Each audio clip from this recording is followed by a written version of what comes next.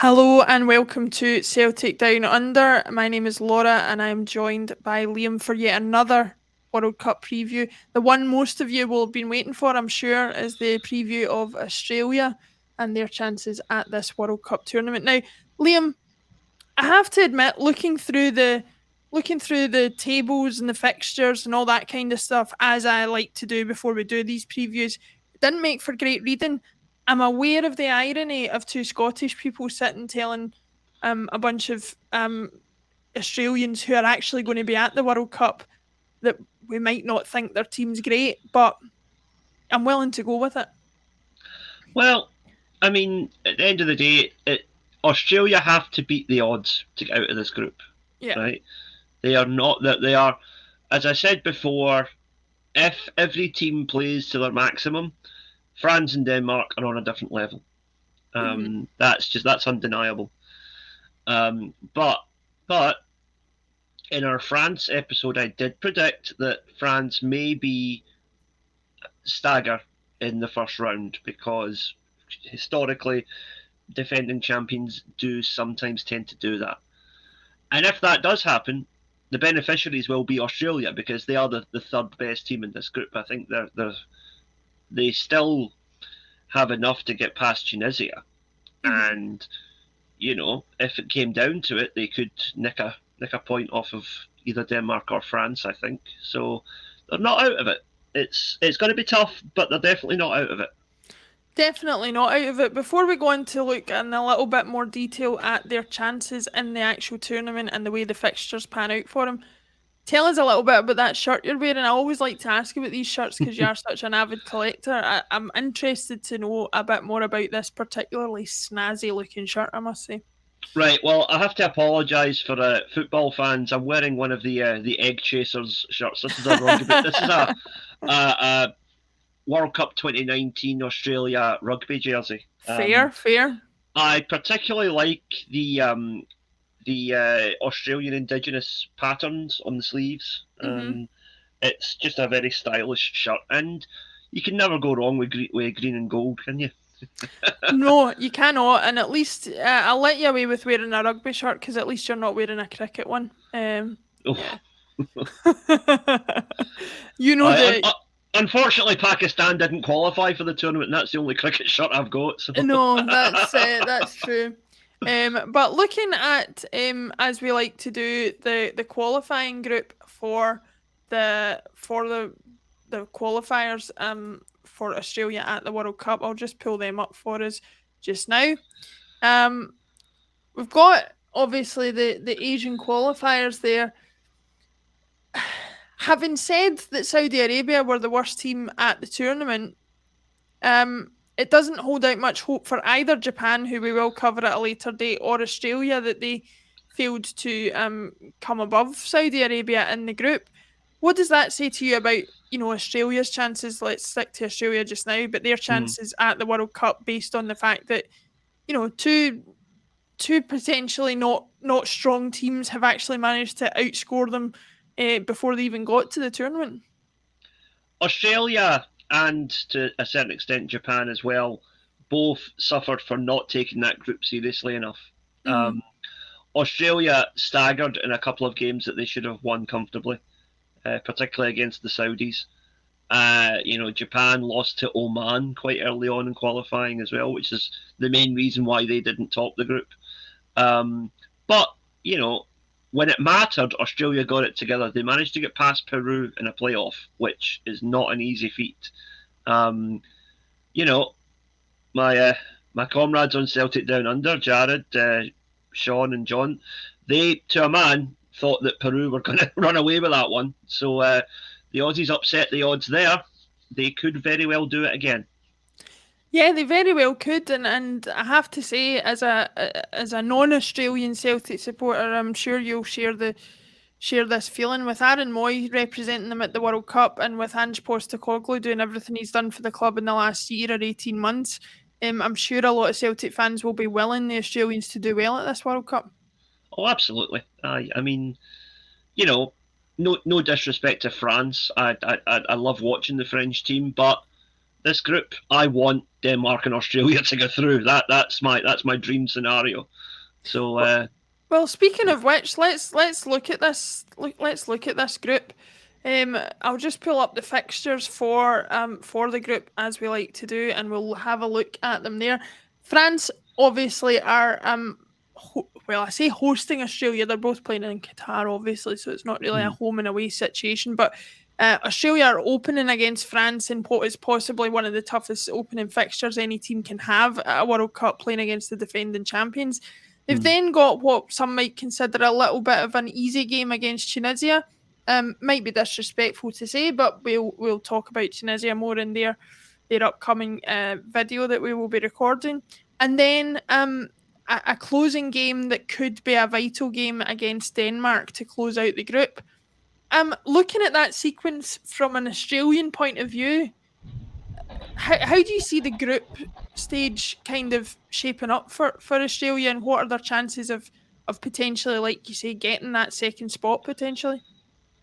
Well, that first game against France is going to be crucial. As I said before, if France are going to flop, that will start by them not beating Australia. Right? If Australia come away with even a point in that game, that's a fantastic result, because then if they go in and beat Tunisia, they would then be favourites to go through, get into the final game against Denmark. But if they lose and lose heavily to France, which is a possibility, that sets them on a downward trajectory for the rest of the tournament, and then Tunisia would fancy it against them in the second game. But no, I think it's good that they're playing Denmark last, because, as I've said on previous videos, you want the two teams that are competing for second place, according to the form guide, to play each other last, because that makes for the most interesting dynamic in the group. Yeah, certainly as a neutral, I'm not sure our Australian viewers would share your sentiment as far as that's concerned. No. That could be a bit of a nail biter. Yeah, but get the tough game out the way first is sometimes a good way to approach it, and they don't come much tougher than France. So yeah, absolutely. Let's have a look at, if I can find my mouse. Let's have a look at the Australia squad. And the personnel who are going to be going to the World Cup. Obviously, no Tom Rogic, which is disappointing from a Celtic supporting point of view. He's no longer. In fact, before we look at the lineup, what I did want to look at is Australia, a history of Australia at the World Cup finals. They did manage to make the round of 16 in 2006, and they have been relatively consistent appearers at the World Cup, even though they've gone out of the group stage. You're talking about, they've appeared at every World Cup in some form or another from 2006 onwards, having had no appearances since 1974 in West Germany. So, everything that we've said, although the signs and the form guide point to a group stage exit, you can't deny that they've had some quite a storied presence at the World Cup for a nation who was not a member of FIFA for such a large chunk of time at the beginning of the tournament's existence. Yeah, and it's quite, the timeline there matches up almost directly, that they joined the Asian Conference after leaving the Oceania Conference, and suddenly they started qualifying for World Cups consistently. Because in the Oceania Conference, Australia and to a lesser extent New Zealand were miles ahead of all these other smaller island nations that they would play against. That's when you had them beating American Samoa to 25-0 or whatever. It was ridiculous, some of the scores. Yeah. And it's no disrespect to those smaller countries. They're just not. They don't have the infrastructure that a country like Australia does. And coming into the Asian Conference has raised the standard of the Australian game, no question about it. When Ange Postecoglou was the manager of Australia, they won the Asian Cup. So it shows you the step up in quality. But also from a qualifying point of view, traditionally the winners of the Oceania Conference would always have to play off against one of the South American sides. Yeah, So that big white block where did not qualify, that's usually because they would have to play somebody like Colombia or Peru or Venezuela or something, and they would inevitably come up short because they had not been playing at that level in their qualifying, whereas Venezuela, for example, would have already had to play Brazil, Argentina, Uruguay, etc. in the South American qualifying. Well, the strength of the South American qualifying is no stranger to either of us. I remember when we did the Ecuador video, we talked about the fact that they came behind Brazil, Argentina, and Uruguay in the qualifying, and still had to overcome teams like Peru and Colombia to get there. So when you think of that strength of team that have to be overcome just to get out of the South American. To say to Australia or to New Zealand, oh, by the way, you've got to play a bunch of Diddy teams and then beat potentially one of the stronger national teams in the world just to get to the tournament. Like you say, it's probably not a fair or accurate reflection of the quality of the Australian teams that they didn't qualify for these tournaments. No, I mean, you would literally have them playing probably the team ranked 150th in the world, and then next game is a team that's maybe ranked 20th. It's just such a gulf that you can't expect teams to just step up that level so quickly. But so moving to the Asian Conference is, I think, one of the main reasons why Australia now are a much better team than they were even 20 years ago. Absolutely. Talking of what kind of team they are, let's have a look. As I said before that we were going to do, let's have a look at that squad that they have got for the tournament. Looking at the goalkeepers, you've got Matty Ryan for Copenhagen, you've got Andrew Redmayne for Sydney FC, and Danny Vukovic for Central Coast Mariners. As far as I'm aware, Matty Ryan will be the first choice there, considering the other two goalkeepers don't have 10 caps between them, and he's got 75.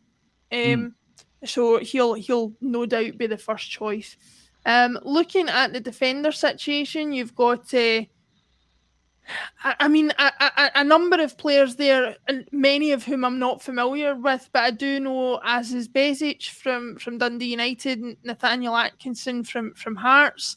You've got Serie A representation in Fran Karasic playing for Brescia, Harry Souttar playing at a reasonably high level at Stoke City in England, another Hearts defender, Kai Rowles for playing there, but not an awful lot of well-known names in that defence, I have to say. Does that concern you for Australia that they've got, we talk about using these clubs as a kind of metric by which to judge the quality of the players? Am I being disrespectful by saying the defence is potentially a weak point for Australia? No, I mean, I don't think it's disrespectful to point out that they are playing at a noticeably lower level than some of the teams we've covered so far. I criticised the Saudi Arabia team for the fact that none of their players play outside the Gulf states. When you're going up against people that play for Milan, Benfica, Barcelona, and you've got guys that play for Hearts and Dundee United, it does kind of raise a couple of red flags there. But you never know. You never know. The thing is, the World Cup is a platform where guys like that can make the step up. And, if a Hearts player or a Dundee United player turns it on against France or turns it on against Denmark, he may well, in January, become a Serie A player. That could happen. It's not...